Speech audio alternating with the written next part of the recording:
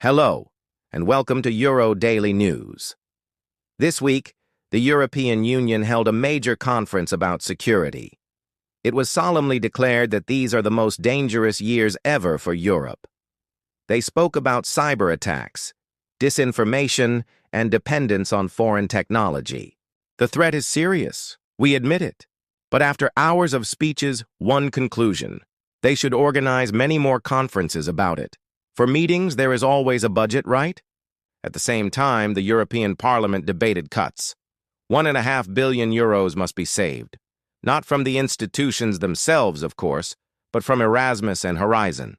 So less money for students and for scientists. Young people who thought they would study abroad can now practice on a language app. Researchers who hoped for breakthroughs can replace their experiments with colorful PowerPoint slides.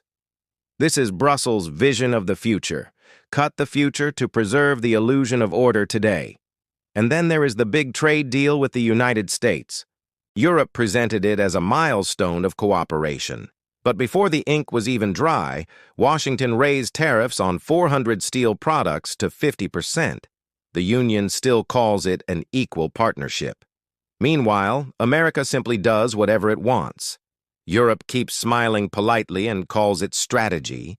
Elsewhere, people just call it naive. And then there is the matter with the protests. Across Europe, you see streets full of protesters. In Spain and Italy, people protest against migration. In Germany, they protest against climate policies. In France, they protest against everything at once. In the UK, an average of 30 people per day are arrested just for expressing their opinion on social media. There, too, people have had enough and are taking to the streets en masse. And the media? Largely silent. As if the streets are empty and the discontent doesn't exist. While you know the protests are happening, barely anyone talks about it.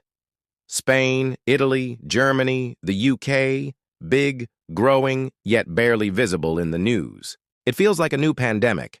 Only this time it's called discontent, and the cure, according to Brussels, tell the media to shut up and it will disappear by itself. So here's the real question. What do you think? Is this smart politics or is Europe just fooling itself? Let us know in the comments. This is our channel, your voice. Check the link below. Thanks for watching. See you tomorrow.